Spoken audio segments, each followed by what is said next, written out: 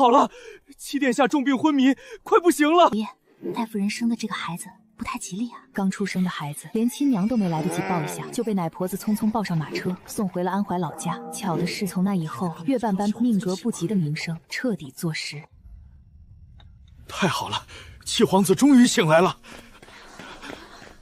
夫人，那贱丫头不祥的传闻已经传开了。第3日清晨，侯夫人去了。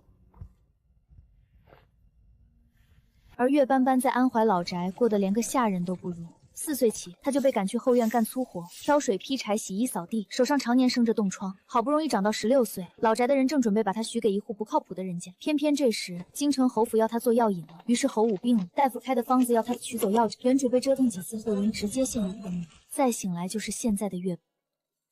没想到这贱丫头还能回京啊！往后不会找我们麻烦吧？回京也好，至少不会被安怀老宅那帮人给卖了。临走前1天，老奴还听说他们已经谈好了一户人家，那家的儿子是个傻子，想娶个媳妇儿传宗接代。虽说2小姐您被称为不祥的人，但那户人家的意思是，等生了儿子就去母留子。您毕竟是京中侯府的，别看侯府现在不认您，兴许将来会认孩子。且就算不认，他们也觉得在安怀那个小地方会很有面子。那家跟老宅谈好了，您嫁过去，他们出100两银子，老宅很满意。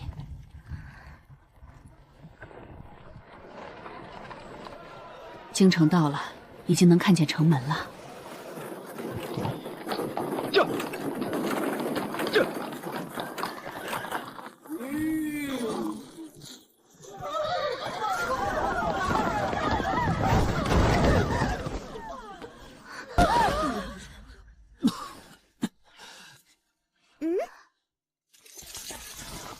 七殿下，您没事吧？快上车，宣太医到离王府，快！怎么？你看，哎呦，我太可怜了。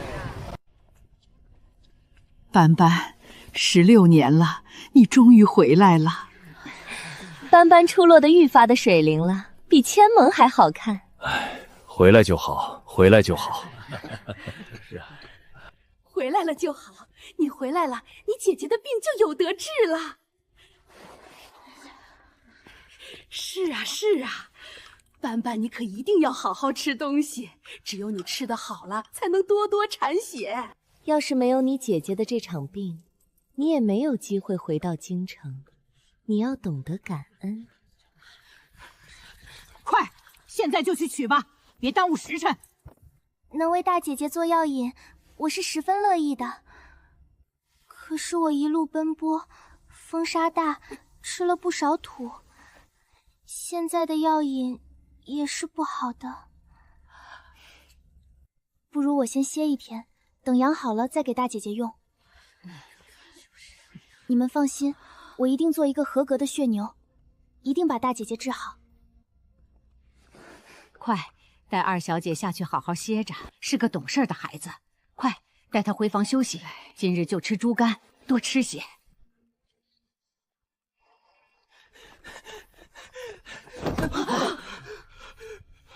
七皇子要死了！侯爷，我听说昨日斑斑回京时，在城外跟七殿下的马车撞到一处去了。七殿下当场就从车厢里摔了出来，跟斑斑摔在了一起，害怕。侯爷，斑斑出生害了七殿下1次，回京又害了1次，这万一皇上把气撒到岳家，咱们可怎么活呀？那你的意思是？不如让斑斑去给七殿下冲喜呢。妾身打听过，七殿下的病是治不好的，想必皇上心里也有数。说是冲喜，其实不过就是想在最后一刻找个人陪陪七殿下。皇上对七殿下也不过是尽最后一点心意罢了，不想让七殿下连婚都没成，人就没了。所以克不克的皇上应该也不在意，反正也没有别人愿意嫁过去。这种时候，如果岳家把斑斑送过去，皇上一定会感激岳家的。妾身都是为了岳家着想，都是为了侯爷好。你最是善解人意，当年要不是你及时提醒，怕是皇上早就记恨上安远侯府，咱们也没有如今这般日子。只是送斑斑去冲喜事小，千武治病事大呀。斑斑要是进了离王府，那可就真的取不出血来了。千武的病固然重要，但是对于妾身来说，侯爷更重要一些。千武的病咱们可以再想办法，妾身却绝对不能冒一点让侯爷出事的风险。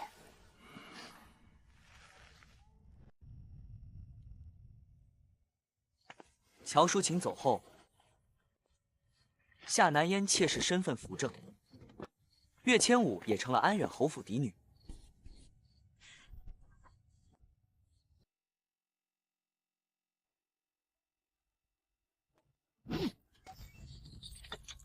岳景荣这是诚心想把朕的儿子给克死，他安的是什么心呢？这个安远侯，朕看他是不想当了。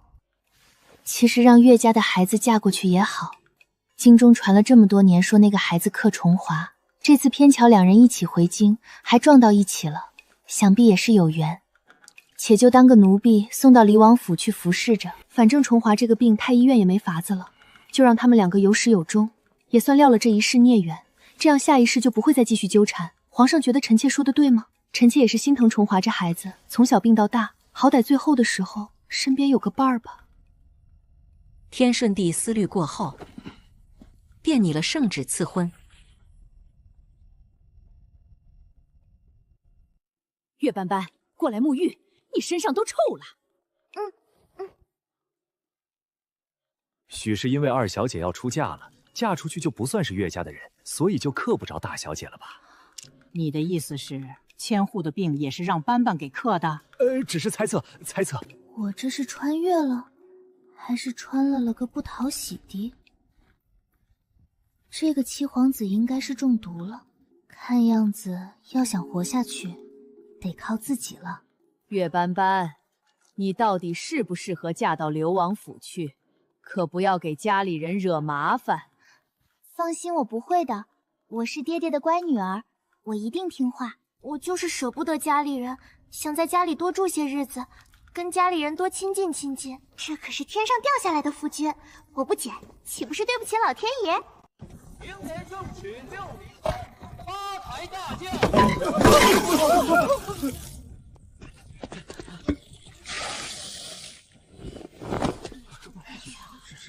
这岳家的二小姐果然如传说中一般，专克离王府啊！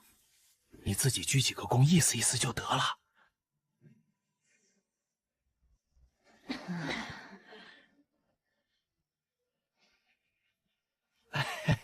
新人入洞房喽！这成亲是真成亲，但是圆房可圆不得，七殿下禁不起折腾，懂吗？别跟没见过世面似的生往上扑。我们殿下长得好看是不假，但他说到底还是个病人，你得懂事儿。放心，我一定懂事。得趁着殿下还有一口气在，赶紧留下个一儿半女，这样也算后继有人了。宫里的瑾妃娘娘后半生也好有个寄托，要不然这人日渐憔悴，连皇后娘娘看不下去。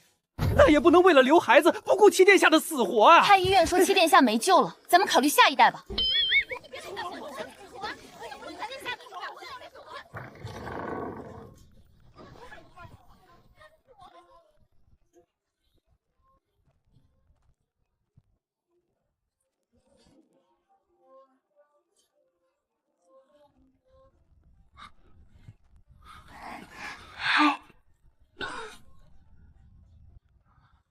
我以为冲喜这件事情就够离谱了，没想到更离谱的是，他们竟然把你送了过来。啥意思？瞧不起我，还是怕我克你？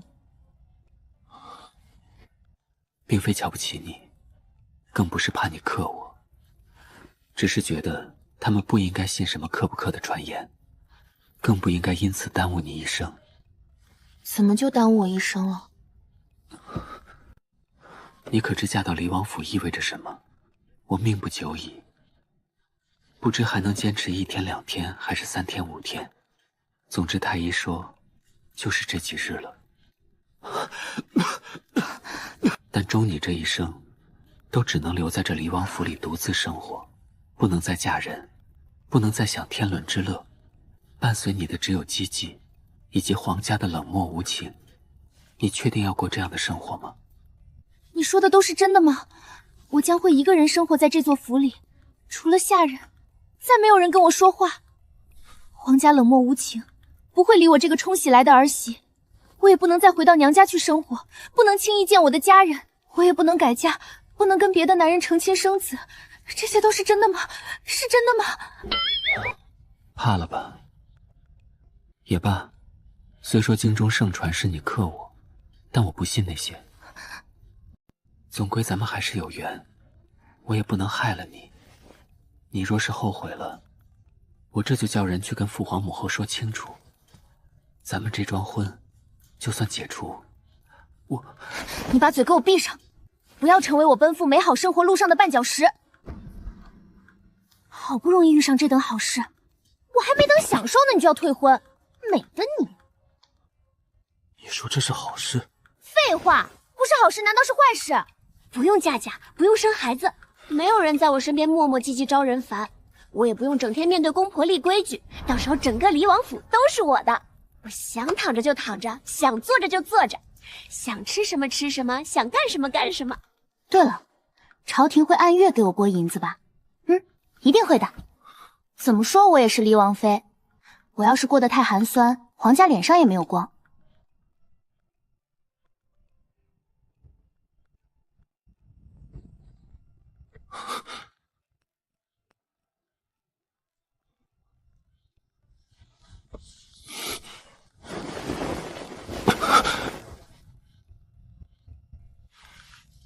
心轩，药物所致，有人给你下过毒。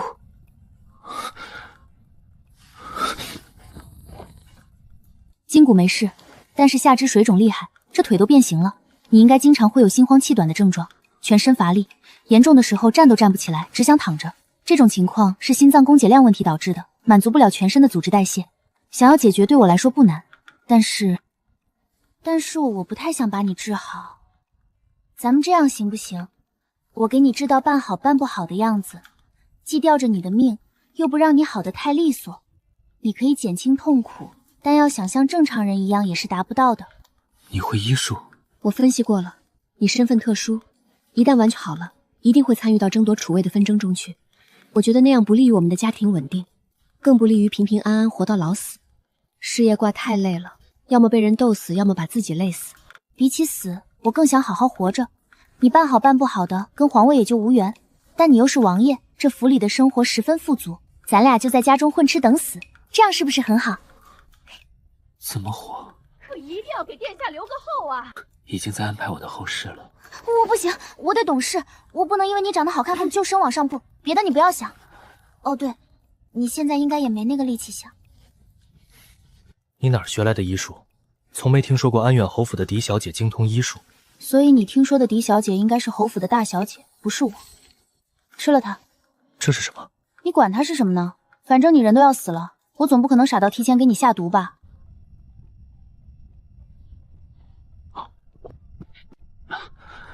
我渴了。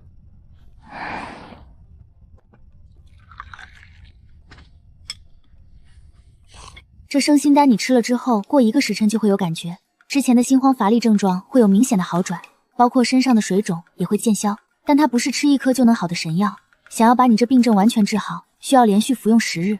只需10日？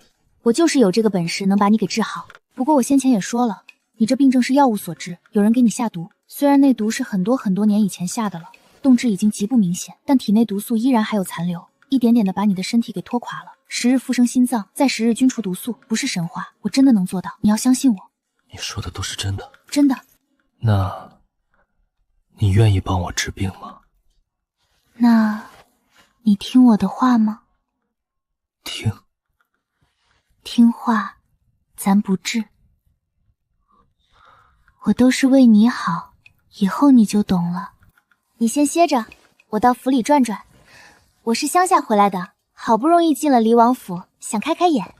虽然不让往殿下身上扑，但你好歹在里头照顾着，这怎么才入洞房就往外跑呢？殿下的颜值不足以吸引你吗？赶紧给我回去，不怀上孩子别出来。二位先别吵，殿下身子不好，这会儿睡下了，我就是怕打扰殿下休息才出来的。另外我也想在这府里转转，这么大的王府啊，我还是头一次见。我瞧着怕不是比我们安远侯府还要大吧？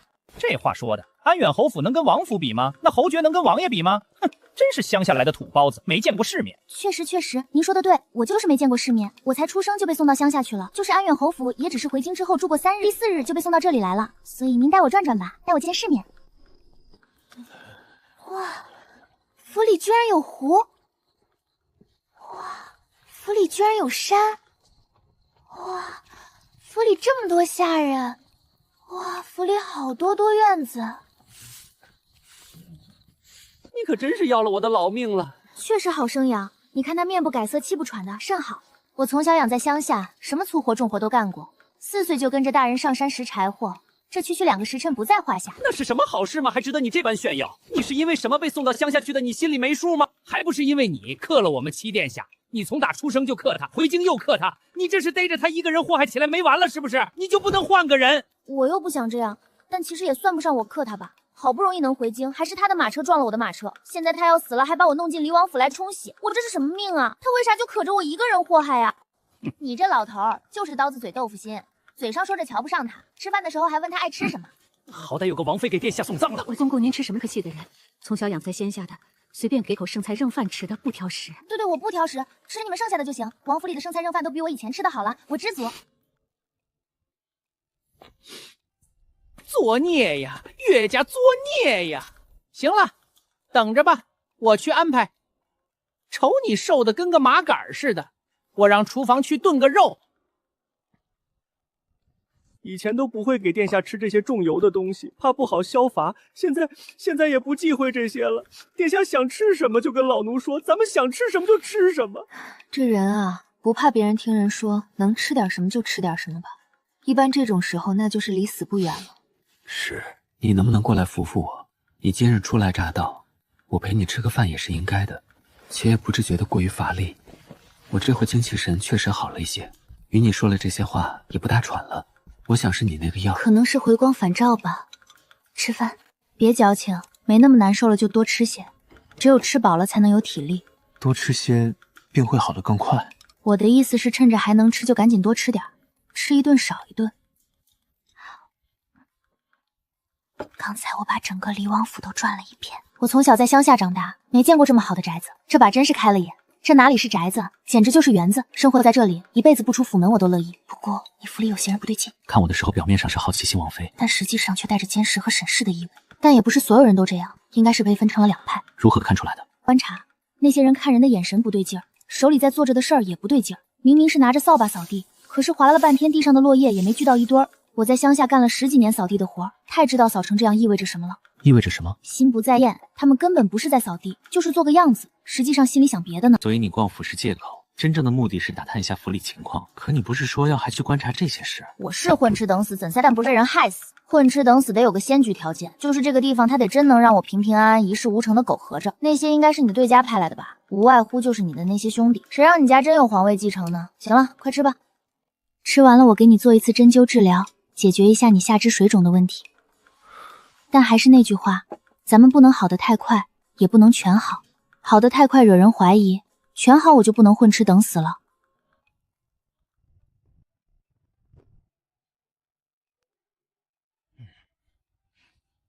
天都要黑了，你该回宫了。今晚我就住着看到皇后娘娘有命，不是，一定要我亲耳听到新王妃跟七殿下圆房。皇后娘娘还有这嗜好呢，你要听房啊。皇后娘娘到底想你活还是想你死？我不是背后说皇后小夸，我就是想把几位重要人物的立场先整明白，知己知己比嘛。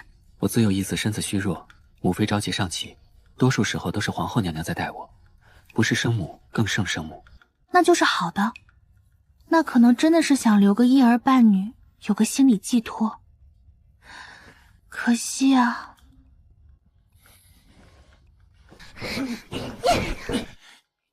不关门是想把殿下给冻死吗？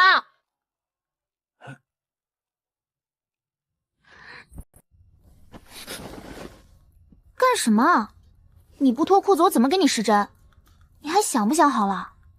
扎别的地方行吗？扎哪儿？你说扎哪儿？你腿部缝肿严重，不消肿的话，就算病治好了，这双腿也要废了。你放心，干我们这一行的什么没见过，能够做到目不斜视的。那你倒是看着针啊！你看我干什么？哦，对，看针。好，我看针。你先擦擦口水。你别对我动手动脚的，对你自己不好。你应该对你自己的颜值有一个正确的认知。我都这样了，还能有什么认知？我有认知了，你冷静一下。你炷香时间过了，我再替你拔针。今日你吃过生心丹，心口的针可以不扎，但明日就要扎了，不然你又会觉得没力气。生心丹我倒是还有，就是不想给你吃了。宫里的太医肯定会来给你诊脉的，再吃一颗生心丹，很容易被他们诊出来你已经有转好的迹象，不能被看出来啊！一旦被看出来，咱们的日子就太艰难了。你能不能告诉我，你这些针是从哪儿来的？你病重这件事天下皆知，我做点准备入府也是应该的。至于我这医术，是在乡下时跟那边的游医学的，你也别看不起那些游医，高手在民间，可不是太医院那些老古堡能比得了的。我还是那句话，你这个病我能给你治，但不能完全治好。不过其实经过我治疗之后，你那些乏力和水肿的症状肯定是没有了的，但你不能让人看出来。我教你怎么装。对，你就是这么要咳法，多咳几回，这就是信号，你得给别人发出这种你病没好的信号。可以，那其他的呢？其他的没有其他的了，其他的所有事儿都不符合我只想躺平的人设。你只要病着，咱们就高枕无忧，我也不会给你找麻烦。我天天就在府里躺着，到饭点就吃饭，天黑了就睡觉。你这个床可真舒服。月斑斑，你醒醒，你还没给我拔针呢。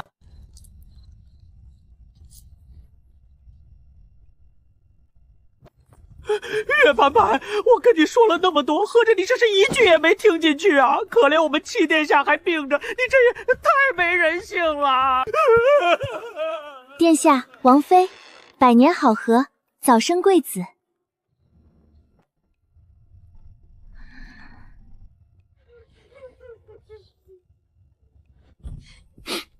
奴才把王妃挪到外间去吧。无碍，就让她睡在这儿吧，也是个可怜的孩子。殿下今日精神不错。哦，王妃说是回光返照。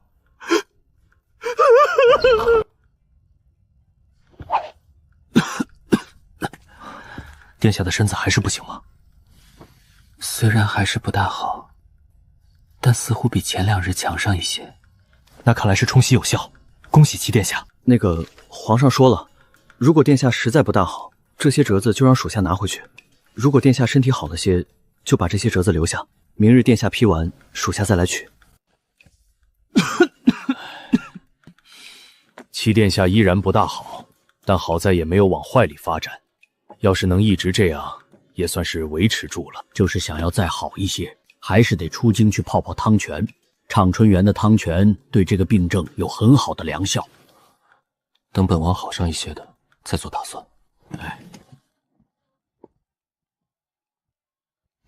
他们回去之后是跟谁交差？哼，鬼知道，反正不能是跟皇上和皇后交差。你是不是有病？哪有人大婚第2天还穿喜服的？那我穿什么？你从家里出来没带衣裳吗？你那个奶娘呢？她奶娘她的嫁妆箱子里没有衣裳吗？你还愣着干什么？赶紧给她换上啊！全公公，不是不给王妃换，实在是岳父真没给她带衣裳，倒是有从仙下穿回来的那一身，可是那都破了，实在穿不得了。你从家里出来没带衣裳吗？你那个奶娘呢？她奶娘她的嫁妆箱子里没有衣裳吗？你还愣着干什么？赶紧给她换上啊！全公公，不是不给王妃换，实在是岳父真没给她带衣裳，倒是有从仙下穿回来的那一身，可是那都破了，实在穿不得了。岳家连衣裳都没给她带，岳家人太过分了！那岳景荣脑子是不是进水了？她可是王妃，王妃！你还知道她是王妃呢？既是本王的王妃，那为何府里没有给她准备衣裳？裁缝已经到府上了，就在外头候着呢。因为婚事办得急，咱们也是昨儿才见着王妃一面，没来得及准备。你跟她去量衣裳吧。回头先买几件成衣穿着。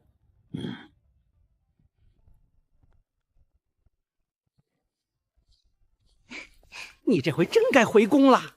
不急，已经让下人去准备成衣了。等王妃量完体换好衣裳，我带着王妃一起进宫去给皇上和皇后娘娘磕头敬茶。干什么去？去给皇上和皇后娘娘敬茶，这点规矩不懂吗？那新媳妇进门，第2天不都得去见公婆吗？我们姑娘出生就被送走了，老宅那边没有人教她这个。不是有没有人教的事，主要是我一个冲喜的王妃，还用走这种流程吗？你还想不想好了？你怎么这么不上进呢？别的王妃一成亲，那是巴不得赶紧进宫去认公婆，那可是皇上和皇后啊！你可倒好，居然不想去。想当年大殿下成亲的时候，王妃还没等进门呢，就在晋王府门口冲着皇宫的方向跪了下来，给皇上和皇后娘娘磕了3个头，叫了声父皇母后。二殿下成亲之后，王妃次日天还没亮就到宫门口等着，一路3拜9叩进了宫。不但给皇上和皇后娘娘奉了茶，连当日的午膳都是王妃亲自准备的。三殿下的王妃最是擅长女红，这些年没少给宫里的主子们送亲手缝制的衣裳，那上头的绣环都是双面绣，据说是打小练就的绝技。要说努力，还得是户部尚书家的嫡小姐。为了将来能嫁给4殿下，那是隔3差5就往宫里跑，见着宜妃娘娘直接就叫母妃，还给宜妃娘娘跳舞，把宜妃娘娘哄得都快拿她当亲生女儿了。这么卷的吗？你现在不是岳家的弃女了，你是正儿八经的黎王妃。虽然你昨天晚上，但是太医说殿下的病没有加重，还说算是维持住了，那你就是有功的。嫁到了黎王府，咱们就是一家人，做奴才的就得为主子打算。说说吧，你有什么才艺？我会割猪草。他确实会割猪草，而且还割得很好。你把嘴给我闭上！你俩成心要气死我是不是？割猪草算个什么才艺？整个京城哪有1根猪草能让他割？他割了猪草为谁？京城里哪有猪啊？全公公别再骂了，新王妃从小就被送到乡下去，想来也是没见过京城的世面，她害怕紧张也是正常的。要不就请春花姑姑回宫去跟皇后娘娘说一声，请娘娘看在离王府情况特殊的份上，把这个流程给免了吧。对，免了吧，免了吧，我现在还迷糊呢。哎呀，不行了，我迷糊。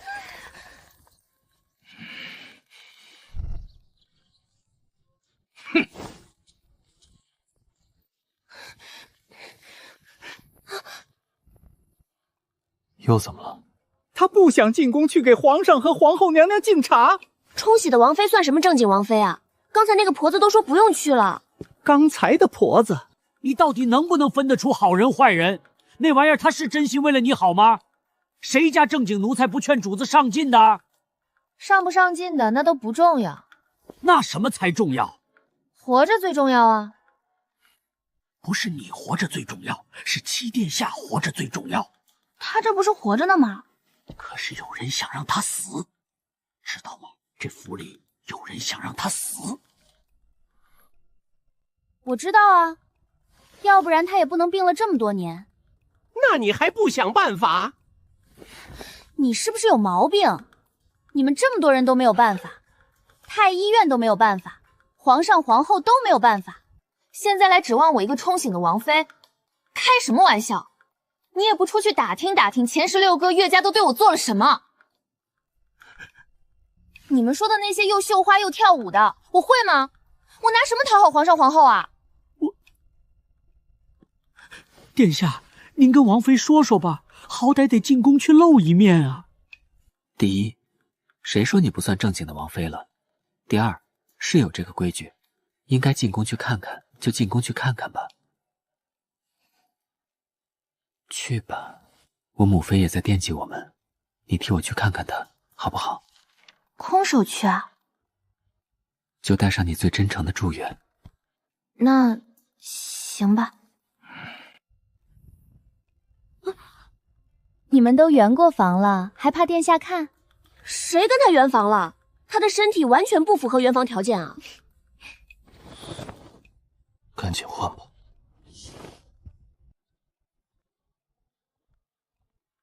唉，长得是挺好，就是人傻了点儿，怕不是个美丽的小废物吧？全公公慧眼如炬，说的全对。你说这是不是就叫物极必反？人人都说岳家那个孩子克华儿，可没想到嫁过去之后，华儿的病竟然稳定住了。这喜还真让他给冲着了，就冲着这一点，朕得记他一功。记谁一功？记岳家那孩子，还是记你亲爱的叶贵妃？秋雨，你说什么呢？咱们现在说的就是岳家那孩子，关贵妃什么事儿？哼，别以为本宫不知道，让岳家孩子嫁到离王府这件事，原本你是不同意的，后来是叶梦舒说了几句，你才点了头。所以这事儿你到底是为华儿着想，还是单纯的为了听叶梦舒的话？我听他什么话呀？朕做事一向对事不对人，这事儿跟贵妃无关。哼。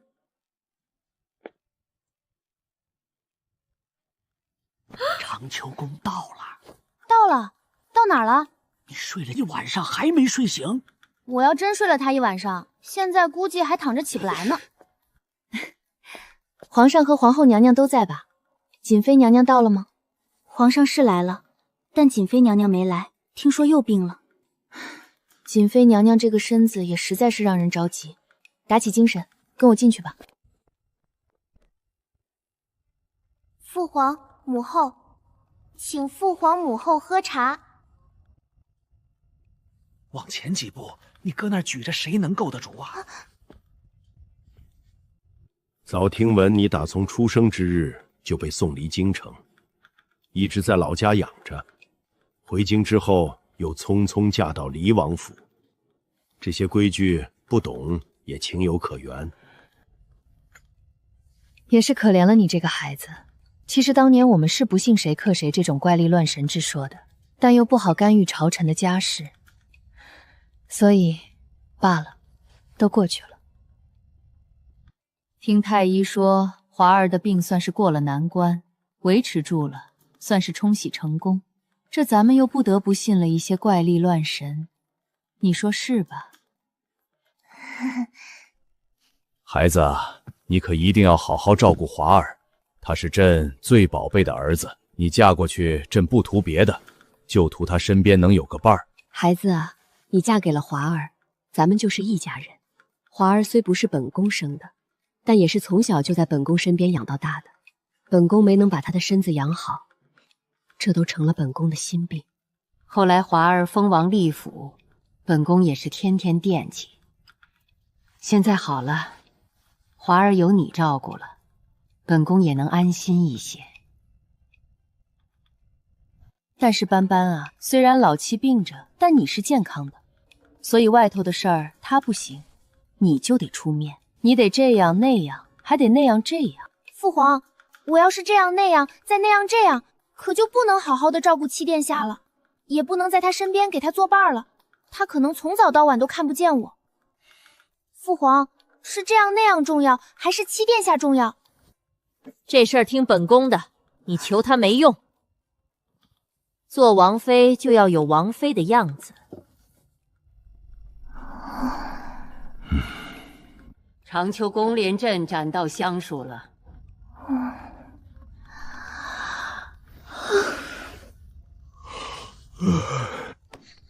怎么了？怎么了？散朝了吗？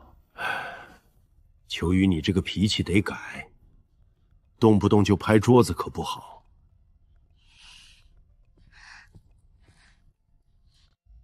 王妃，您怎么能打哈欠呢？你怎么能跟皇上一起打哈欠呢？还不快点跟娘娘请罪！我错了，我错了，我下回再也不敢了。母后您就饶了我吧。父皇，我不是诚心要跟您一起打哈欠的，就是赶上了。其实你说的对，好好照顾华儿才最重要。朕的华儿必须好好活着。本宫知道他得好好活着，他是本宫带大的，本宫能害他吗？那你为什么给斑斑这孩子安排那么多事儿啊？俩人在府里过家家吗？皇家能过家家吗？你以为人人都跟你一样，不思进取、投机取巧，一天到晚的就想着偷懒耍滑？人家斑斑是个上进的孩子，赶紧给我滚！找你的叶贵妃去吧，抱着叶家活去吧！你别老拿叶家说事，叶家跟这事儿不安着。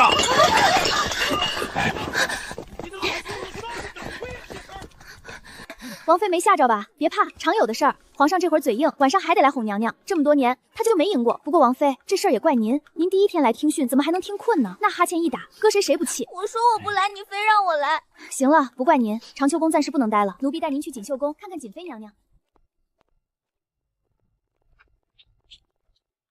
离王妃，贵妃娘娘有请。哎，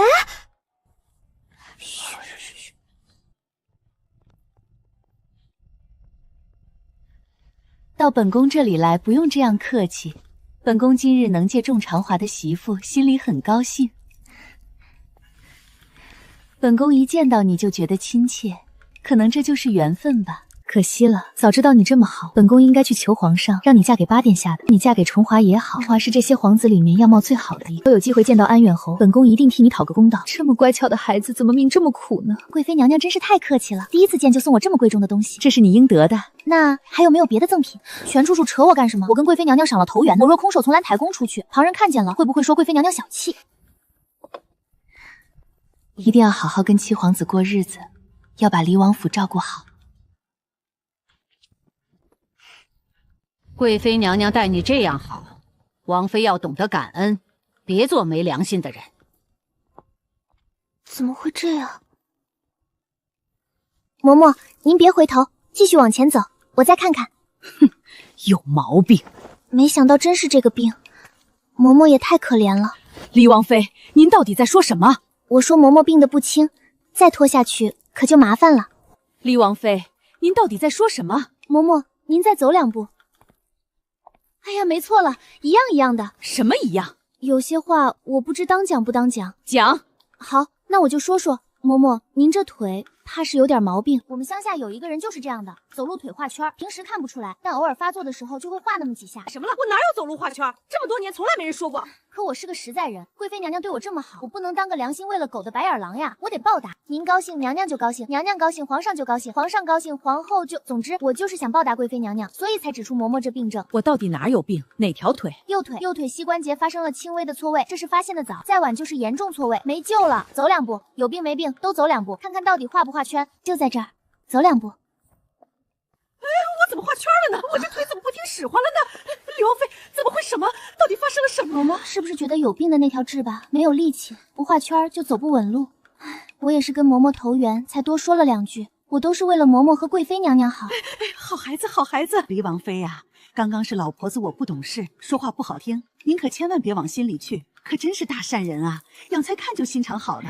虽然不如娘娘东西珍贵，但这也是我身上衣裳最值钱的了。王妃收着，我这个腿脚也送不了王妃太远了。嬷嬷快回去吧，一定要多休息啊。好人一生平安。怎么回事儿？怎么就麻了？没什么，我拍你几下你也麻，那地方本来就是麻筋。那他为啥又画圈了？腿麻走路不就画圈吗？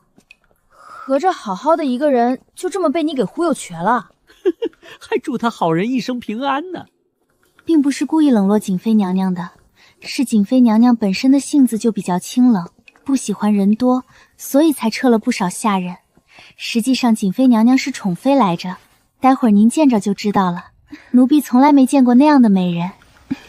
不要跪，不用跪我不在意这些虚礼。这位就是七殿下的王妃，安远侯府的二小姐，今天带进宫来给娘娘看看。娘娘，是我看入神了，你别笑话我。你跟你母亲长得很像，我一眼瞧见你，还以为是淑斌又回来了。你能在这种时候到离王府去陪着华儿，我很感激你。没想到我跟淑琴时隔16年之后，还能有这般缘分。娘娘，您不怕我克七殿下吗？一来你是淑琴的孩子，我与淑琴自幼相识，只会心疼她失去了你，不会气恼她的孩子克了我的孩子。二来什么克不克的，我不信种地方。唉，反倒是这么多年让你受了苦。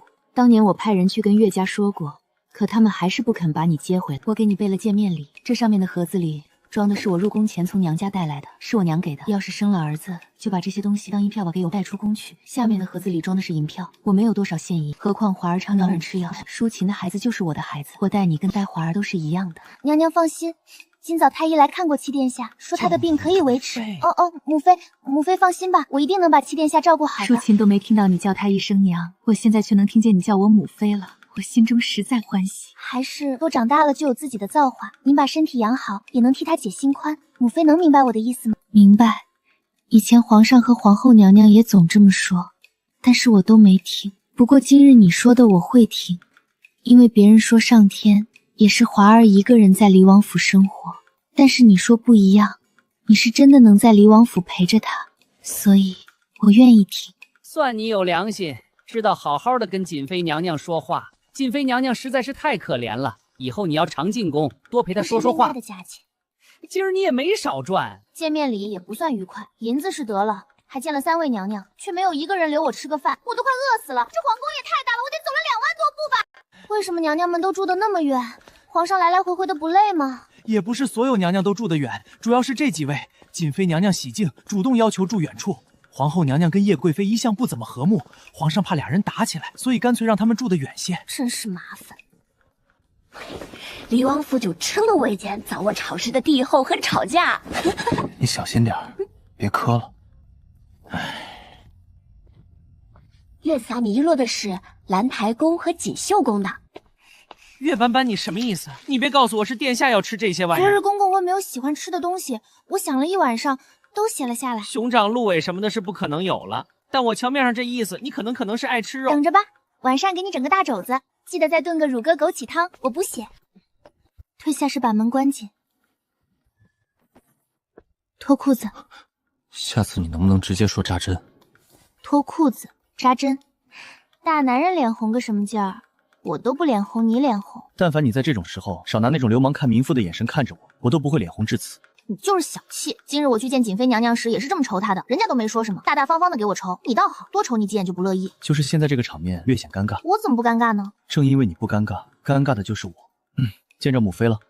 你跟瑾妃娘娘长得可真像，她说我跟我母亲长得也像，还说他们认识很久，是很好的朋友。我第一次听说起我母亲，心里也是高兴的。哦，母妃，你放心，母妃的病没有大碍，我今天握到她的脉了，她也答应我会好好养身体，再因为你的事为心，你也一样，保持好心境，病自然就散得快。好，他奶娘啊，你也得多劝劝你家主子，能吃能喝是好，但不上进是真不行。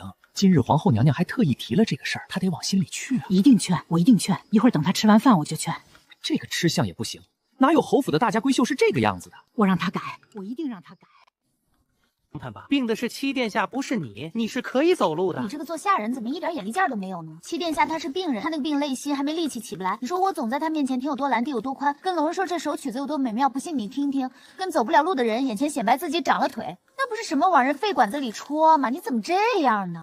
王妃还是心肠好，心肠真好。命是苦了点儿，心是真好。在安怀老家的时候，后院的猪整天不动弹，他都能赶着走2步，生怕猪吃太多被人宰了。要不要请太医来看看？那要不要吃点什么？多喝热水吧。我装的还像吧？挺像的，我差点以为是真的。不用怀疑自己高明，我现在基本已经不渴了，就是走久了还有些乏，但也没有大碍。水肿全消了，今日起不用再针灸了。就是太医院隔3差5来看诊这件事，得想想办法。你现在的情况装给远处的人看还行，太医近身看病就容易露馅，你说呢？你说的对。那日我进宫，听着皇后娘娘话里话外那个意思，跟叶贵妃很是不睦。所以你说我们有没有理由怀疑，你当年中毒也是叶妃动的手？你才来了几日，就能想到这些事情，何况那么多精明之人。所以是不是他？不是，一眼就能被拆穿的行为，叶贵妃是不会做的。不是那种明面上她总是温温和和，笑脸迎人。是吧？那天还拉着我的高开接领回了搬着馅儿的喜剧。外表看上去没什么，但是珠子只要一砸，就能看到麝香粉粉夹在珠子心儿里酱臭花。他这是防着你，怕你有后。那你还日日带着，赶紧摘下来。没事，害不着我，也害不了你，我心里有数。而且这么好的东西扔了怪可惜的，想个办法让它变现，就是变成钱。变现是什么意思？可不能出去坑拐骗啊！你看我像坑蒙拐骗的人吗？再说我也不想有弊，你家的府部门对我来说就是个结界，别说出去了，我靠近都不带靠近他半步的。是我们哦，我们家。那你想怎么把这珠子变成钱？等着。我给你演。昨日你同我说叶家的小夫人怀孕了，3日后又恰巧是她生辰，叶府要为她办一次生辰宴，庆祝双喜临门。我想过了，玄姑娘您说的对，我得有个离王近的样子，府的生辰宴我是得去的。只是我手头没有多少能拿得出手的东西，想来想去，就只有这个手串最值钱。我想叶家的小夫人得到一件贵妃娘用过的物质，一定会一直带着的。公公记得再替我备套新衣裳，等着瞧吧。在叶府寿宴之前，叶贵妃肯定会派人来把这珠子要回去，但她又是一个要面子的人，不能直接拿什么。岳家人知道你这么厉害吗？我厉害吗？不，我不想厉害，我只想躺着。今天我还没躺着呢。3日后你真的要去叶府吗？要不怎么办呢？自作孽不可活啊！感谢你这么多年照顾我们王妃，王妃能在乡下平安长大，你功不可没。今后离王府一定对你好。你该不是怀孕了吧？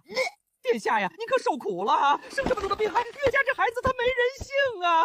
岳斑斑，不是，我没怀孕，我就是把书给我拿走，别让我看见。可你现在是离王妃，堂堂皇子正妃，不学习你怎么你好意思吗？全公公，劝人学习天打雷劈，你这是歪理邪说。他不想学就不学吧，也不是所有王妃都得是一个模样。殿下，您不能这么护着他，会害了他。您看，那你将书放下，回头本王亲自教他。我读给你听，好不好？读什么呀？我又不是真的想看而已。咱们现在这样不是挺好的吗？看这些书干什么？再说，你瞅瞅他拿过来的这些书，哪本是有益于我进步的？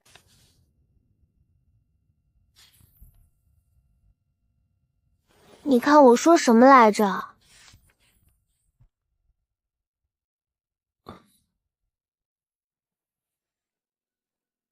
那天在宫里被你忽悠瘸的那位嬷嬷亲自来了。腿脚还挺利索。上次离王妃进宫，我家贵妃娘娘一激动送错了东西，这几日忽然想起来，赶紧差老奴过来更换一下，跪表补偿，心里就是一直惦记，希望王妃能喜欢。东西换回来了，接下来老奴要与你算一桩私事。区区小事，嬷嬷不用放在心上。再说上次你已经给过我一只金镯子了，我不能再要嬷嬷的东西了。奶娘不要生气，不能跟病人生气。嬷嬷生了很重的病，她也是个可怜人。她什么病？你看她精精神神的，能有什么病？对，我精精神神的，有什么病？我给你走几圈，哎，你看看，不麻了也不划圈了。岳斑斑，你别想再给我下套，别想再蒙我了，我不可能再上你的当了。可是嬷嬷的腰怎么不直了呢？怕不是腿上的病症转移到腰上了吧？我腰怎么？你看，嬷嬷这腰是不是弯着的？嬷嬷您别动啊，我给您指一下位置，您感受一下这个地方是不是疼？就这里。嬷嬷试着左右晃动一下，看看这里是不是酸疼的。你再用手摸摸，对，就这里，你摸，是不是鼓起来一个包？怎么回事？是不是你给我按觉到疼了吗？你看，你都没有感觉得到疼，说明我就是轻轻那么一摸，那怎么可能摸出包来？那我这是什么病？就是像我说的那样，腿上的病症转移到腰上了。上次我跟你说腿的时候，还是没有足够的重视，这病发展的快，这才几天啊就转移了。我该怎么办？我不想死啊！嬷嬷不信我，还冤枉我，说多了招人烦。嬷嬷刚刚是想要回这只镯子吧？我给你撸下来。不要，我不要，你带着，一定好好带着。我这还有一只，给你，都给你。这怎么好意思？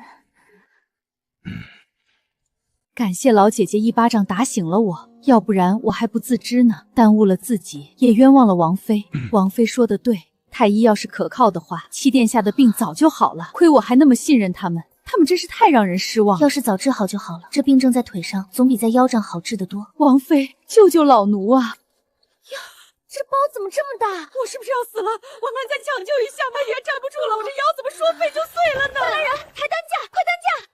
你当是在宫里呢，要什么有什么。这里是离王府，离王府没有担架。那怎么办？咱们力气系不住嬷嬷。实在不行，给老奴拆张床板子吧。嬷嬷也知道我跟七殿下是新婚，府上床榻什么的都是新的。我给银子，王妃说多少我就给多少。快去挑一张最结实的床板子拆下来，要抬嬷嬷的，可千万别整薄了，薄了容易把嬷嬷给摔着。厚的可贵呀，怎么也得几十两。 100两， 100两就100两。嬷嬷还愣着干什么？床板马上就来。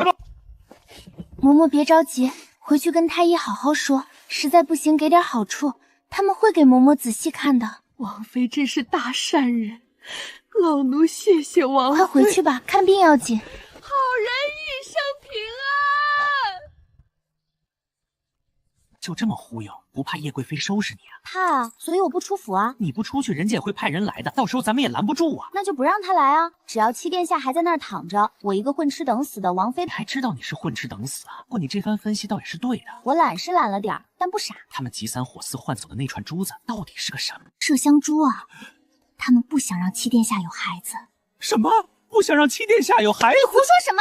七殿下怎么可能有孩子呢？他根本就不行，他坐卧扶出来啊！你干什么干什么？疯了！这种家丑怎么能这么大声嚷嚷？就是要嚷出来让他们听见啊！听见了才好去说给他们的主子听，咱们离王府才能有安稳的日子可过。老七这字写的是越来越好了。七殿下近日身子似乎好了些，人也有力气，字可能就写得好了。他都能喂王妃吃饭了。嗯，喂谁？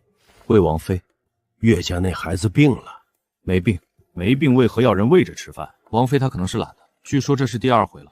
第1回是在兰鱼宫门口给忽悠缺了，这段属下知道。属下来说，朕这么多儿子女儿里头，没有一个是随朕的。原本朕都绝望了，没想到最后娶了个儿媳妇，倒是随了朕了。但是自己混吃等死可以，可不能把老七给带偏了。朕还指望老七批折子呢。要上进啊！有朝一日，如果让朝臣们发现这些年他们递上来的折子都是七殿下批的，他们该有多伤心啊！这就好比需要个文人墨客的亲笔签名，好不容易要来了，当宝贝一样在家里供了多年。行了，赶紧把这些给老七送去吧。至于是亲签还是仿签，那都不重要。福星啊，晚膳让御膳房包些饺子，朕想吃。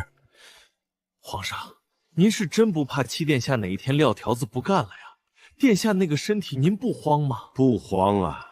这么多年，哪年不闹2回病危？哪回真危了？再说，这不是冲喜冲好了吗？他说什么你信什么？那太医说你没事，你怎么不信呢？问题离王妃她说的对，太医这么多年都没治好七殿下的病，可见他们的医术也就一般般。包啊，不信娘娘摸摸。包在哪儿呢？你让本宫摸什么？摸包啊，那么大一个包，娘娘摸不到吗？哎，不对呀，包呢？该不会又转移了吧？上次就是从腿上转移到了腰上，这回能转移到哪儿去呢？去叫八殿下来一趟。是，就说本宫有事找他。本宫怎么就生了你这么个没出息的玩意儿？你还真当贤王的贤是悠闲的闲？要不然呢？是哪个贤？你少欺本宫几回，本宫就能多活些年数，能给你好好铺铺路。能不能铺一条不通往皇位的路？那玩意儿不是人干的事儿啊！我不是说父皇不是人的意思啊！你给我闭嘴！2天后，你小舅母办生辰宴，听说那岳斑斑也去，你替本宫好好看看那个人。谁？岳什么玩意儿？斑斑老七冲喜的那个王妃。七嫂啊！你不用叫的那么亲切。哦，莫非至于吗？就7个病病歪歪这么多年，身子一直都熬废了，您总盯着他干什么？你怎么就知道你父皇不会把储位给了老七呢？他爱给就给呗，反正我也不想要。你给我闭嘴！这么多年叶家培养你是为了什么？总不能是为了让你在画本子界扬名立落吧？你一句不想要，葬送的是多少人的辛苦，你知道吗？每次都是这一套。行了行了，我知道了。我如果不努力，那些努力过的人是不会放过我的，对吧？母亲也是不会放过我的，对吧？你是我儿子，我做这一切都是为了你。不像话吗？反正你得学，你要是不学，我就死给你看。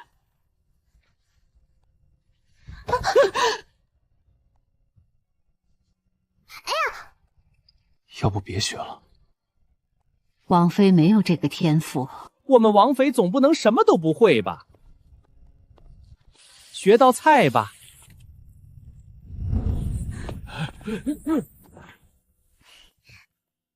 岳斑斑，要不你俩和离吧？今日咱们学点文的，咱们学茶道。这么的，咱们抛铜板来决定今天学还是不学。是那种抛到正面就学，抛到后面就不学的玩法吗？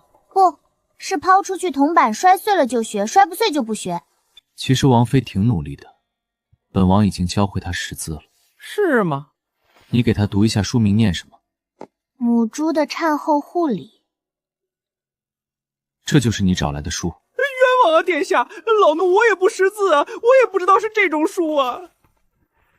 全公公说过，书都是从你书房里拿来的，但是这种书怎么会出现在你的书房？难不成你对这个领域感兴趣？当然不是，书房里书被人换过了。是什么人换了你的书？又为什么换你的书呢？无外乎是想我书房里摆摊有用的，是我这些年实在没有精力顾及那些事情，让许多人钻了空子。你记住，不管遇到什么事情，你都不要埋怨自己，要学会责怪他者，那样会比较痛快。你明日就要去叶府了，我给你讲些叶府的事，你也好有个心理准备。毕竟现在我跟你生活在一起，他们保不齐在害的过程中把我也给害了，我得防着点。没有查到，父皇查了10几年都没查到，也只有你说是中毒。怎么可能？你可以质疑我的人品，但是不可以质疑我的医术。对了，你身边有高手吗？有时招呼一声出现的这种。暗卫，他们往我府上安插人进来，根本事情无法制止。直到你觉得这样的病好些了太苦，现在还来得及。不苦啊，总比在乡下吃不饱强。至少王府里有吃有喝，我想躺着就躺着，再也不用天不亮就起床，天黑了还要洗衣的烂。何况我只是主动想摆烂，也不是等于想害我。就从这座离王府开始，一点点的把障碍扫平吧。今日多带些人吧，我第一次出门，人家都有丫鬟婆子的陪着，我身边就跟老太监容气弱呀。那你想怎样？咱们府上把你奶娘带上。奶娘跟我一起在乡下待了16年，对京城这种大场面早就陌生了，就让这2位嬷嬷也跟着吧。我是女子，身边还是应该有嬷嬷照顾着比较方便。全公公，您说是不是这个理？殿下放心让那2位跟着吗？放心。其实不太放心。你这是瞧不起我。我不太放心那2个嬷嬷。王妃慢点，小心脚下。能到叶府来串门的，肯定也都是京城里有头有脸的。快看快看，那就是给七殿下冲喜的王妃，岳家最到现在的亲人，这都是我生气啊！他们说他们的，我又不能肉了，少块肉了，你都没错吗？那你不生气吗？我没别的意思哈，就是给大家提个意见，如果真有什么想法的话，欢迎到皇上或是我父亲跟前提。您是谁家的小姐？您又是谁是谁家的？还有这位头上扎个绿头花的，您说您扎个什么颜色的不好，非得绿的，多晦气啊！这位夫人贵姓？这位夫人看着不像正妻啊！哎呀，不用说了，这人太多，说了谁家的我也记不住。大家都是来参加，生辰慢点啊，那就别在这站着了。哎呦，这裙子怎么这么长啊？小心啊，里面请，里面请。岳家的大小姐来了。岳千武也来了。岳千武当然得来，他可是跟叶贵妃走得很近呢，每个月都要进宫1次2次，就为了讨叶贵妃欢心。谁允许你穿成这样的？我娘，她说花招展的才吸引人，说我已经16了，不嫁出去。才16就恨嫁呀？你可站着说话都不腰疼，有本事你别早早嫁了。你要相信我，我是被逼的。你说的对啊，你也很漂亮，你今日这件衣裳很衬肤色。夫人手怎么这样凉？要不要我的手？看到了吗？这就是岳家大小姐的魅力，不管是不是有竞争关系，大部分人见了她都控制不住的想要与她亲近。哎，柠檬树上柠檬果，带上我。柠檬树下只有你，没有我。大姐姐也来啦。她是2小姐，2妹妹来得早啊。这不舅姐身子好些了没有？你是不是又喝别人的味儿的？你给我说说呗。我没有，你别胡说，姐，你们别听她的，我没有。大姐姐保重。如果有朝一日2妹妹需要我做什么，我同样也会义不容辞的。好像没什么用啊。你希望有什么用？我还以为你能把岳千武拉下马，怎么可能凭我几句话就倒台？那你整这一出干什么？纯恶心他呀，恶心他一顿我就高兴啊。可是你这样对岳千户，不怕安远侯报复吗？我不说岳千户，岳家就不报复我了。既然怎么的都是被报复，那我为什么不能痛快痛快嘴？不是，我爹是户部尚书，是家中嫡派第3，我走哪儿你跟到哪儿。岳斑斑，我知道你从小被安远侯府送走的嫡小姐，要不咱俩凑个伴儿吧？反正也没有人愿意搭理你。户部尚书家的嫡女，你是看上4殿下那个？没想到我的光辉事迹都传到乡下去了。那倒没有，我是回京之后听说的。那你还听说什么了？没有什么了。这4殿下人气这么高吗？高，实在是高。宜妃娘娘喜欢的人可多了去了。4殿下到底是哪里出奇？可能是长得好，比7殿下还好？那没有，那不可能，那不能够。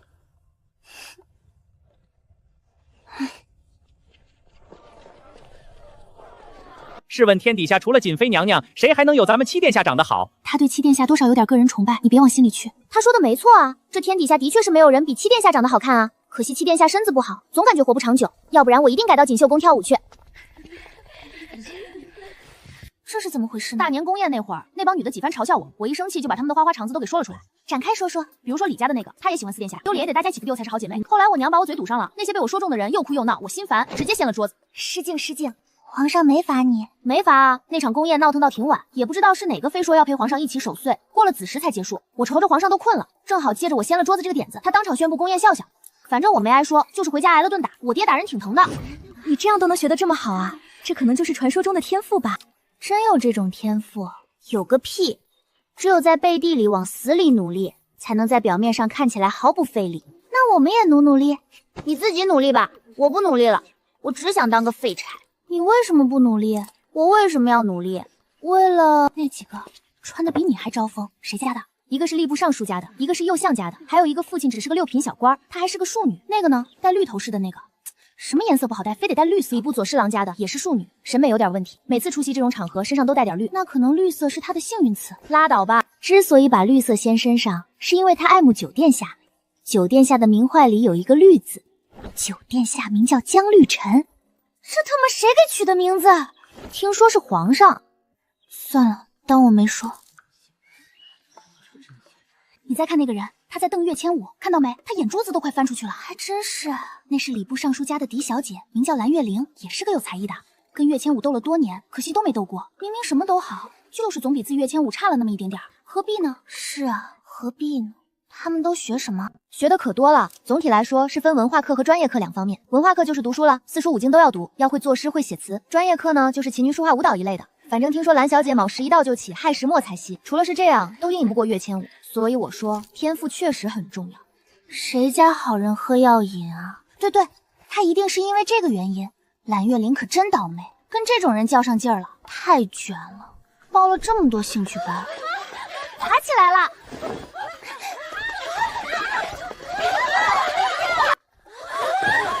别打我大姐姐！别打我大姐姐！别打我大姐姐！别打我大姐姐！快看看岳家大小姐怎么样，有没有伤到哪里？算了，想来她也一时之气，我挨几下没关系。千稳就是太善良了，咱们告状去了。算了，得饶人处且饶人，我没事的。你也是输在半路的？不是，我是输在起跑线上的。那你能不能有点志气？你们家的事儿全京城都知道，你遭的那些个罪都是岳千武他娘那个小三儿害的。也不能这么说，主要原因还是男人的耳根子软，他软就是不行，但凡他硬，我都不能被送走。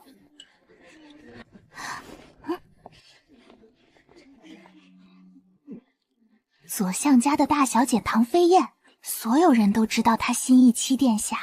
你就是给崇华哥哥冲喜的王妃。我问你，崇华哥哥近日病情如何？他一说度过了危险期，还能维持，那就好。那你就可以尽快从离王府里搬出来了。搬哪儿去？哼，当然是搬回你自己家。难不成你还真当自己是一个工具而已？那他的病要是一直不好呢？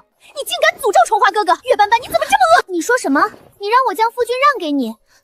你说你爱慕我夫君多年，你说你非我夫君不嫁。天哪！这不是给你未来的夫君戴绿帽子吗？你敢说你不喜欢七殿下？我错了，让大夫人不要杀我！我不知道王妃地位这么低，大夫人饶了我吧，我这就把夫君还给唐家大小姐。你起来，莫要胡说八道！我唐家从来没有说过这样的话。王雀整这一出，是既没把岳家放在眼里，也没把离王府放在眼里。嘘，小声点，让唐家听到可没有咱们的好果子吃。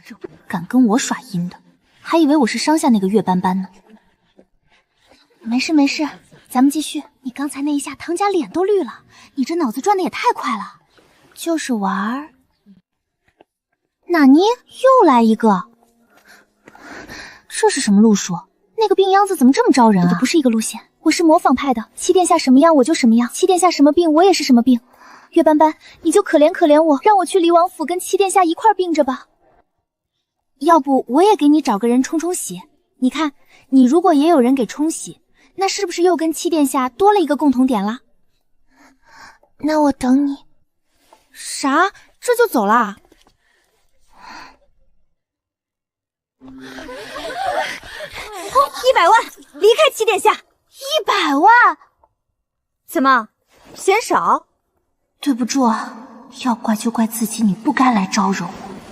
你快回来，这有人出100万，你要往上加吗？还有唐家大小姐，你往上加吗？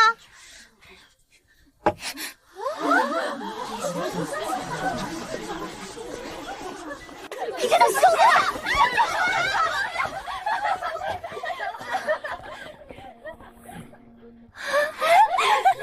对对，往后咱们妯娌之间多走动。坐吧。姐姐好。胡说什么？那是你婶婶。婶婶好，你是新婶婶吗？婶婶你看起来好美呀，想跟婶婶贴贴。不要闹。婶婶还没吃东西呢，让婶婶先吃点东西再陪你玩。那婶婶猜安保吃的是什么？猜对了有奖哦。反正不可能是地瓜。恭喜婶婶成功排除了正确答案，那安保就不能亲婶婶了，婶婶的奖励没有了。咱们都是自家人，不像别的宴庭里一个人都长了800个心眼儿，咱们吃饱才是要紧事儿。吃吧。三弟妹，你这是病得治。我只是不饿。可是你随礼了啊，礼都随了，为什么不多吃回来一些？多亏啊。丫鬟从外头回来，讲其他厅的趣事，说岳千武所在的厅里正在讲菜品典故，输了自罚1杯。得亏我爬得快，成了王妃了。生死由命，富贵在天，啥也不会怨我，也怨不得你。你从小不在这些事情上就不擅长，在不在京中长大的。谁这个姐姐不错，我喜欢。我带安保去园子里逛逛，我也去换身衣裳。换不换的有什么意思？又不找对象了，可惜了，小小年纪的。可惜我小小年纪就嫁人了。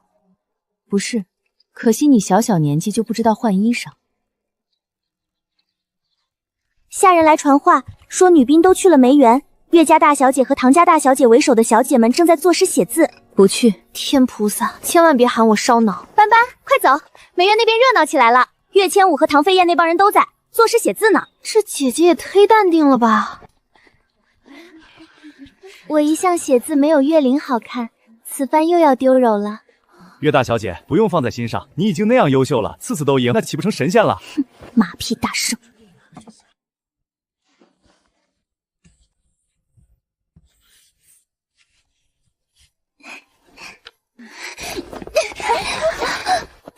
不要这样说，岳灵没有打我，那只是小姐妹之间的玩闹而已。他说我太没素质了，岳大小姐你也下得去手？你是魔鬼吗？冤有头债有债主，一切都是岳千武那个二货干的，他们都眼瞎，是人是狗都分不清呢。干死岳千武一个也是可以的。二妹妹要不要也来写一写？你是在邀请我跟你比字？是啊，不过二妹妹可能不会写字，毕竟你从小就被送离京城了。我是不会写字，但是没关系，可以陪你玩玩。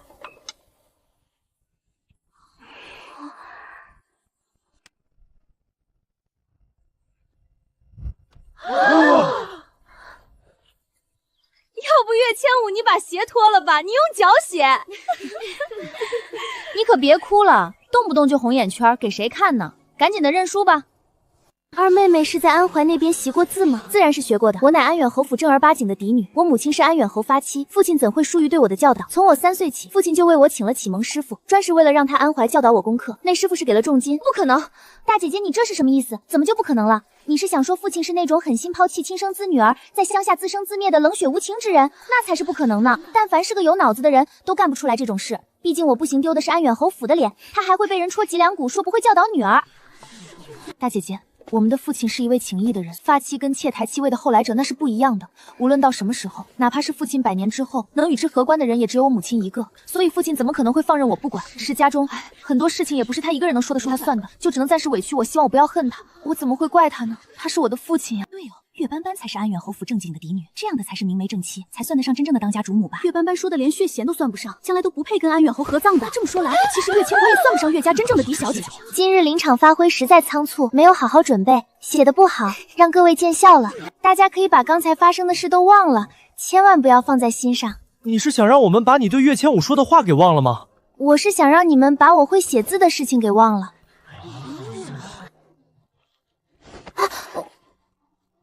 岳斑斑，你要是个男人就好了。你要是个男人，我就不用去宜妃娘娘面前跳舞了，我直接给你跳。这位大姐，你今年有25吗？岳斑斑，你在胡说些什么？我今年才14岁。什么？竟然才14岁？那为何看起来竟像是27、8的样子？你这张脸是生来就这么成熟的吗？你看你这皮肤，跟10几岁的小姑娘比，完全没有弹性啊！我什么玩意儿没弹性？我没有。你捂起来是没有用的，总不能一辈子捂着是吧？只要手一放下来，明眼人一眼就能看出你的皮肤状态老化严重。不信你看看你身边这2位，他们跟你是差不多年纪吗？你看看他们多水灵，只有你的皮肤差了。手是女人的第2张脸，它比脸更容易出卖女人的年龄。你的日子过得好不好，在一双手上都能体现得出来。我知道你们都是大家闺秀，家中不可能让你干粗活累环活。那么在这种情况下，手的状态不好，可能就是你自己身体的原因。你们也知道，我打从出师背地里就被送到乡下养着了。可是你们看我的手，能看出来我是在乡下干了10几年粗活的人吗？你还懂这些？我父亲偷偷给我请的师傅可不止一个，还有一位女师傅专门教这些。女师傅还教会我一些美容养颜的配方，我自己调配出有针对性功效的花果茶，喝了之后对女人很友好，像皮肤老化、色斑、茶疹和热水都可以去除。是。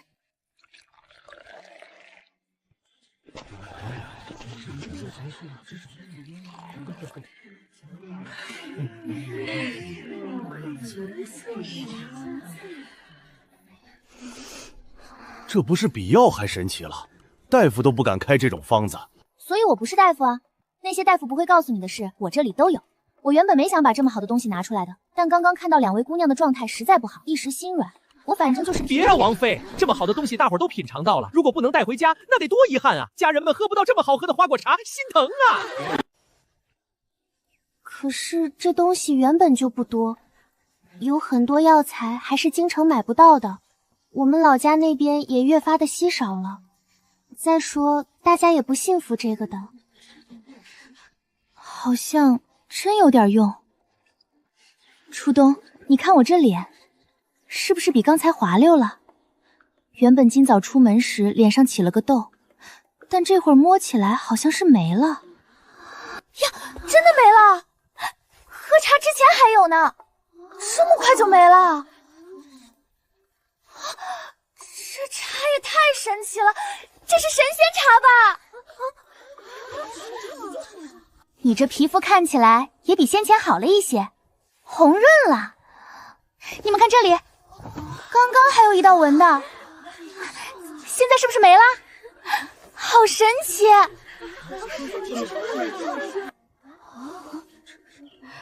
好像是比之前好了，人也显得好看了，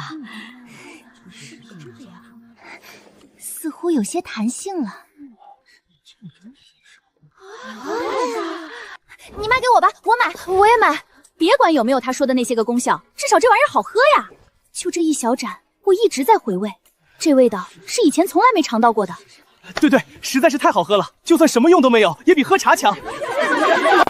那岳斑斑不简单，悄无声息地在安怀老家练就一身本事，这才回京几日啊，就能压岳千武一头，不可小觑。岳斑斑还真是个土包子，不知道的还以为一辈子没要到那步钱呢。也是，谁让李王府穷嘛？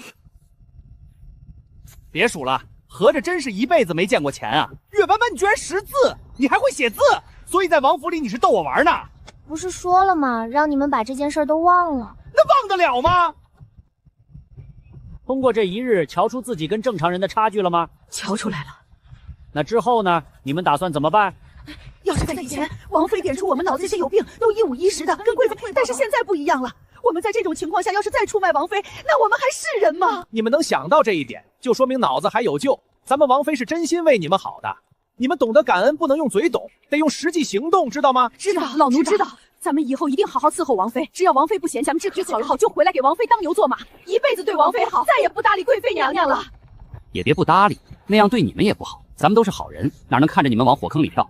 要是突然就不理贵妃娘娘了，那贵妃娘娘也不能放过你们。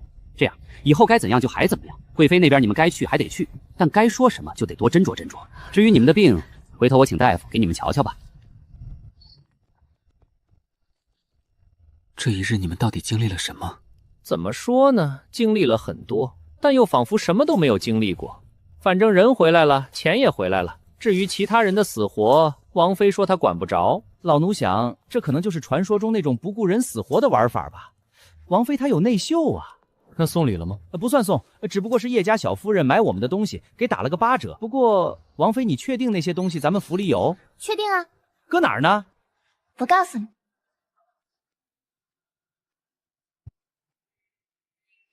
到这边来坐。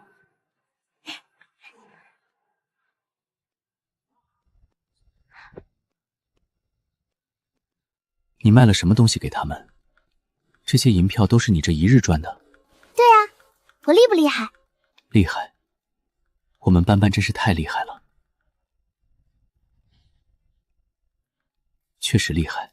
德全批评我来着，一是说我识字，但却骗他说不识；二是觉得我今日在叶府太嘚瑟了。你怎么想？不能说嘚瑟，只能说你做事有自己的主意。我相信你不是一个冒失的人。之前你在入府第一天就把整个离王府都逛了一圈，也成功的发现了其他势力安插进来的人。那么今日之事，我想你一定也有自己的安排与打算。只是，你能不能与我说一说？我去这场生辰宴是迫不得已，一切都是那串麝香手涮引起的。但我自认为与那贵妃娘娘往日无冤，近日无仇。就因为嫁给了你，她就这么害我，我不干，所以我设计让她自己把珠子要了回去。但叶府我也不得不去了，我就想，好不容易出去一趟，也不能白折腾，总得看到点什么。于是今日我不但看到了叶府，也看到了京中许多人。既然这些人是我早晚都需要认识的，那我认为，与其日后一个一个的认识，不如借着这个场合一起都认识了更快一些。我的立场是，大家最好都能和睦相处。让我能在离王府里平平静静的过完一生，但如果有人想要打破这份平静，那我也不能吃这个闷亏。我可以摆烂，但我不能让人欺负着摆烂。今日他们针对我了，那我就坑他们一笔银子。至于岳千武和岳家，哼，就算他们不来招惹我，我也是要跟他们讨一讨这16年的公道的。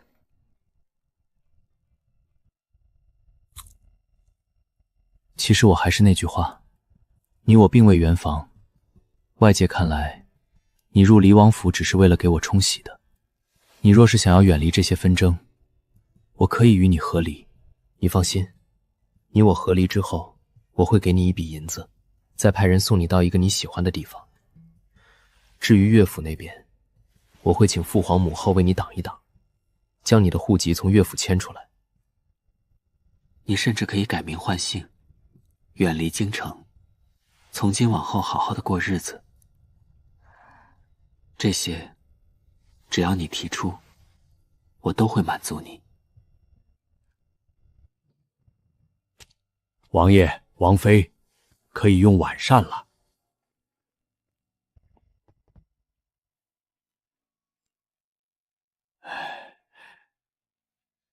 在叶府吃饱了。岳斑斑，天凉了，你要不要过来睡？男女授受不亲，我们是夫妻。我是冲喜的，不算。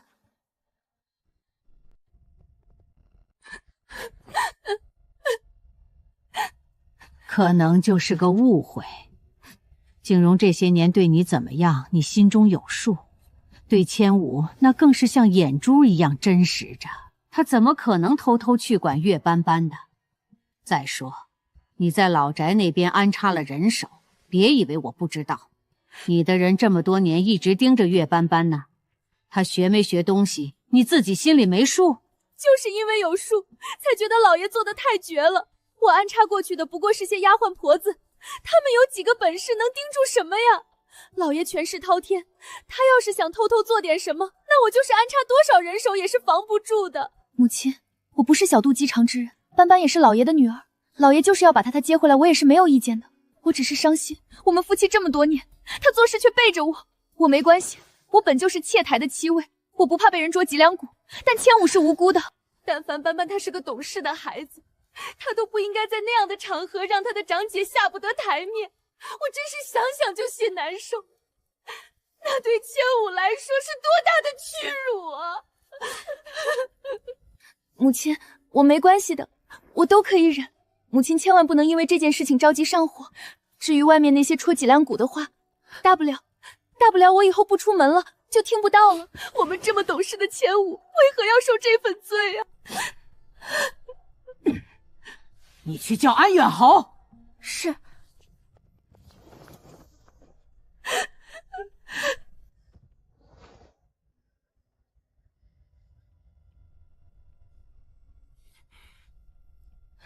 岳景荣，你可知罪？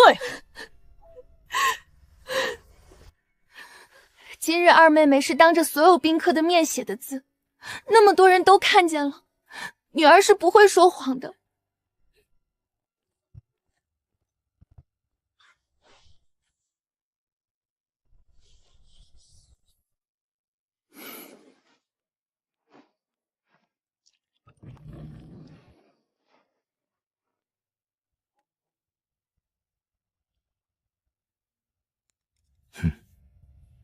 明日起，每日早膳也做些肉菜或肉饼之类的。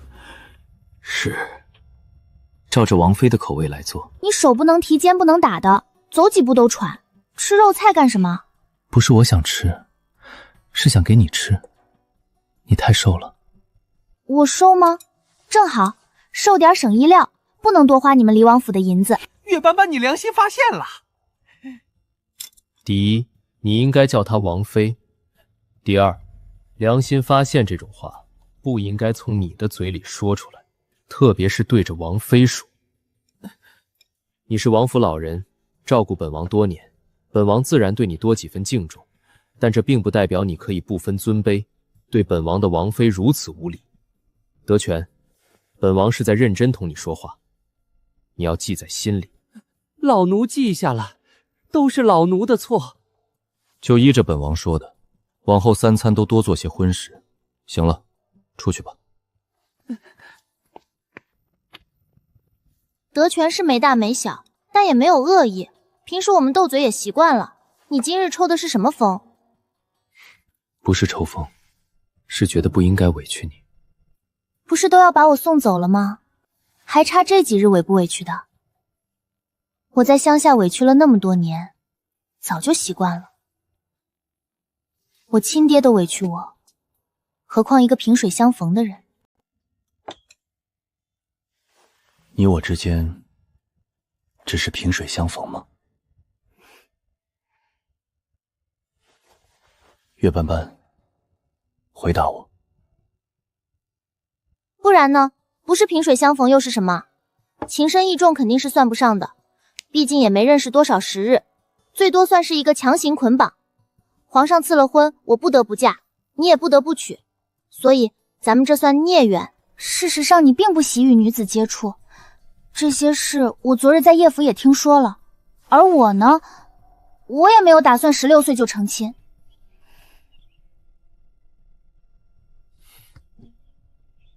你在生我的气？没有，我生你气干什么？生得着吗？我又不瞎，看出来了。可是你为什么要生我的气呢？你打算什么时候送我走？今天还是明天？送你去哪里？你不是说我们可以和离吗？斑斑，我不是诚心想要把你送走，只是怕委屈了你。我这身体不知道还能撑几年，但你的人生还很漫长，不该跟我在这府里耗着。何况京中人心险恶，许多事情我不能陪着你一起面对，就会担心你会不会吃亏。我吃亏？殿下，我举报，王妃昨天还坑爹了呢，她不会吃亏的。侯爷光临离王府，蓬荜，德全，回头叫人扫扫灰吧。你们要是连这点小事都做不好，本王要你们何用？殿下说的极是，等安远侯走了，老奴立即就着人打扫。你过来，与本王一起受他这一礼。你是离王妃，他跪的的。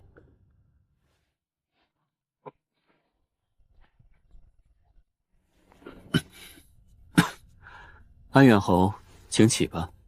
如今岳父与本王也算亲戚，不必多礼。不敢不敢。你有没有闻到这屋里有一股子奇怪的味道？好像是不太对劲。你说这是什么味儿呢？不是人的味道。岳斑斑，安远侯直呼我大名，看来是一点都没将东福皇室放在心上。这里只我一人也就罢了，我不同你计较，但七殿下也在呢，你这是在打谁的脸？微臣没有打谁脸的意思，只是想问问这个女儿，本侯何时请了师傅送去安怀教导她功课？安远侯是不是病了？不然为何记性这么差？没听说安远侯病了，可能也不是记性差，是不想承认吧。其实没关系，父亲，这里是离王府，不是安远侯府，没有大夫人在，您不必怕。你们到底在说什么？本侯又在怕什么？自然是怕大夫人呀。父亲惧内，别人不知道，我还不知道吗？打从我3岁起，父亲就派人到安怀去指导我功课，所有的一切都是偷偷进行的，就是怕大夫人知道了会生气，会同你闹起来。我理解父亲，但也心疼父亲。你确定是本侯派去的人？岳斑斑，听闻你会写双手字，想必定是有人指点过，但你又如何断定那人是本侯派去的？是那个人同你说的？父亲真是健忘，当初是您亲自去的安怀啊，就在我3岁那年。父亲想想，那年我还小，但已经记事。我清楚地记得父亲抱着我说，这辈子最对不起的就是我和我母亲，说你忘不了我母亲。奈何家中那个姨娘下世是个阴毒的，设计送走了我，连带着害死了我母亲。说你只要一想到这个事儿就恨她，但是又不能跟她翻脸，因为她帮你，如果不把我送走，就将我克妻殿下的事弄得满城皆知，到时候不信皇上不往心里去，不信皇后娘娘不恨你。你说你也是无奈，你得保岳家，所以只能舍了我。但你不会真正的放弃我，因为我是岳家你唯一承认的嫡女，就算流落乡下，也要好好的教导，不辜负我那可怜的母亲。刚刚我对父亲态度不好，父亲别怪我，因为我觉得父亲对外不肯给我好脸色，我得配合着父亲把戏演下去，不然大夫人又该跟您闹了。但后来我又觉得那样做不对，父亲对我那么好，我不能连声父亲都不叫。殿下，你说对不对？16年前，本王4岁，确实在斑斑出生那一日病情加重，但是后来缓了过来。安远侯还进宫探望过本王，当时你说的那番话，本王也记得清清楚楚。安远侯当时拉着本王的手，说你对不起本王，说你新出生的小女儿克了本王，请本王不要生那个孩子的气，他才出生，什么都不懂。安远侯说，你已经把那个孩子送回乡下老家养着去了，但是身为一个父亲，不能眼睁睁看着那个孩子自此荒废一生，那样也对不住你的妻子，所以你希望本王能允许你在那个孩子再长大一些的时候，请个师傅去安怀教导他。你说那是你发妻为你生的嫡女，无论家里是什么样子，你心里始终最在意这个女儿的。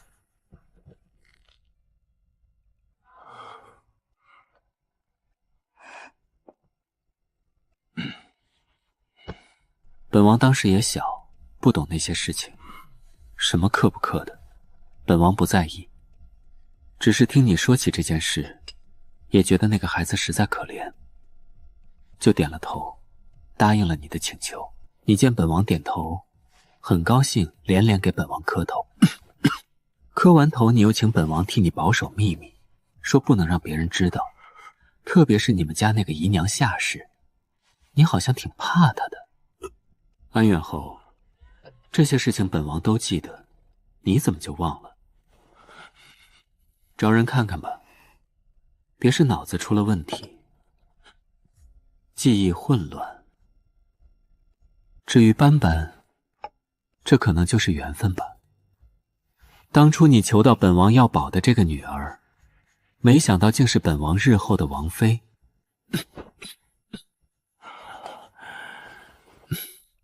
好了，安远侯，本王体力不支，实在说不动了，你回吧。父亲一定请个大夫好好治治，您正值壮年，可不能就这么糊涂了啊，那还怎么为皇上分忧呀？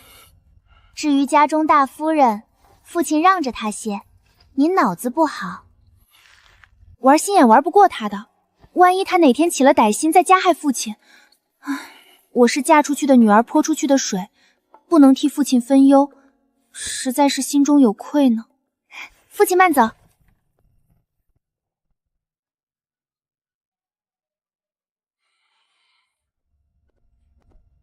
安远侯，你该走了，我们是不会留你用午膳的。哼。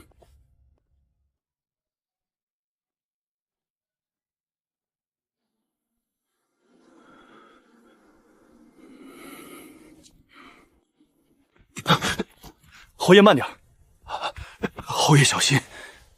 昨日王妃去叶府时，跟着一起走的嬷嬷也是下台阶的时候绊了一下，后来听说那嬷嬷脑子不好，似乎是生了什么病。对对，就是脑子不好。嬷嬷自己都承认了，全宫后那会儿还张罗着给请大夫呢，说是要好好治治，脑子的病可不是小事儿。唉，你说挺好个人，怎么得了这种病？谁知道呢？听说这种病一得上，恶化得很快，还会转移，严重的不出几个月人就没了。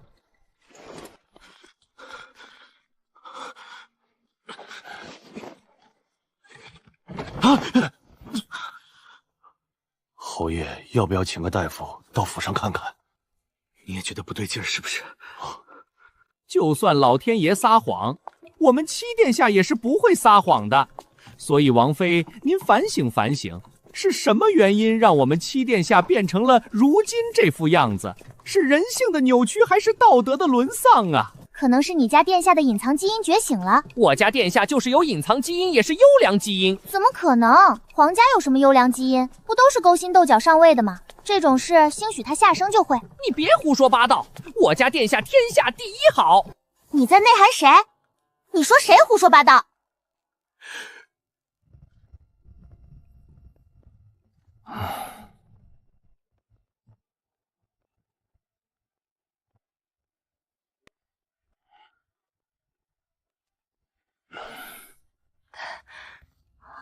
我不用服，我没病。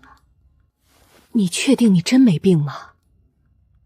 有些事儿你没看见，不代表它就没有发生。我父亲是什么人啊？他可是安远侯，真要放任一个亲生的嫡女在外头自生自灭，他不怕经理人戳他几两骨吗？那将来我要是因为没有文化出了丑，别人问我为什么如此丢人，我就说我爹啥也没教过我，那他不也能干出让自己丢人的事儿？那你就说他派人教过你。不是我说的，是他真的派人教过我。不信你问七殿下。别问了，问就是教过。安远侯的确偷偷派人教导过斑斑，这一点本王非常确认。你爹都能派人教导你，怎么不能让岳家老宅的人多给你做点好吃的呢？你瞧瞧你瘦的，还得离王府往回找补。我爹是一个注重内在美的人，他不再吃外表胖瘦。不是一家人不进一家门，好好的殿下活生生被你给带坏了。罢了，慢慢吃吧。在叶府生辰宴上露的那一手，如今满城皆知岳家的二小姐深藏不露。那么今后你打算怎么做？这似乎与你一直以来的人设不太相符。怎么就不服了？哪儿不服？江崇华，你还不明白吗？不管我在外头的露了几手，也不管我有没有压得住那岳千舞，这些充其量也不过是在女眷之间传传。他们吃完了饭，闲出屁来议论几句，翻不了天。只要你的病不好，我就是折腾出花来也是没有用的。所以能不能保持住我的人设，不在我，而在你。你病不好，我就能好好苟着；你病一好，生活立即天翻地覆。不过还是要表扬你，今日临场发挥不错。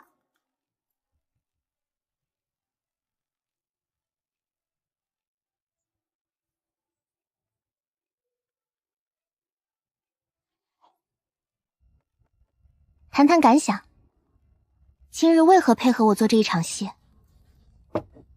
夫妻就该同心同德。既然咱们不和离，那就得把日子往好了过。我病着，不能让你夫唱妇随，那就只能是妇唱夫随，我都可以，我不介意。谁说不合理的？我说的，不离了。凭什么你说的就算？那你想怎样？想要让我留下来，总得有些表现，要不然你说让我走我就走，你说让我留我就留，显得我多没面子，搞得这个家像是你说的算一样。如何表现？美人计可不可以？你要是用美人计，那我就只能将计就计了。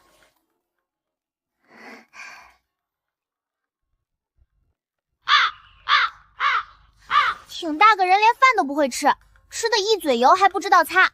你是有病，但不是手有病。抬抬手擦擦嘴这种小事也要我来做，真以为我是你爹？看什么看？说你走错啦？一天到晚都不让人省心。我看你们离王府要找的应该是奴才，不是王妃。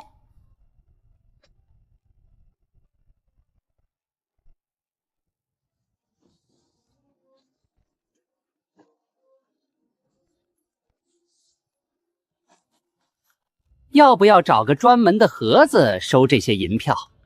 可以找个带锁的。用不着，你得给我找一间空屋子。啥意思？字面上的意思。啥意思？要不全姑母跟我们一起看看大夫吧？是啊，王妃就是想要一间空屋子，没住人的那种。照王妃吩咐去做。看到了吧？除了你们住的那个院儿，还有书房的这个院儿，再加上下人住的偏院，其余所有屋子都是空的。你该不会是想问问府里有没有别的女人住着吧？不好意思问有没有人住，就拐弯抹角的问有没有空屋子。府里有没有女人住，我嫁进来的第一天就知道了。我再跟你说一遍，我就是要个空屋子，我要做点事情，你给我找一间大一点的，离我们院近一些的。看到没有？这院子其实是给你准备的。王府有王府的规矩，殿下住的地方是殿下住的地方，不代表王妃嫁进来就能跟殿下同住。王妃有自己的院子，殿下想去自然会去，殿下要是不想去，或是去别的什么侧妃屋里，你就只能在自己屋里闷声待着。但因为你是正妃，所以你的院子离殿下住的地方还是挺近的。不过我们离王府比较特殊，谁让七殿下一直病着呢，就被你给钻了空子了。是不是我入府了之后，你家殿下活过来了？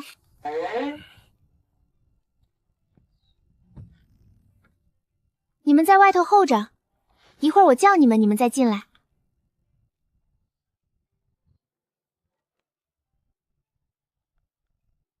一要叫王妃，二不可以不尊重王妃。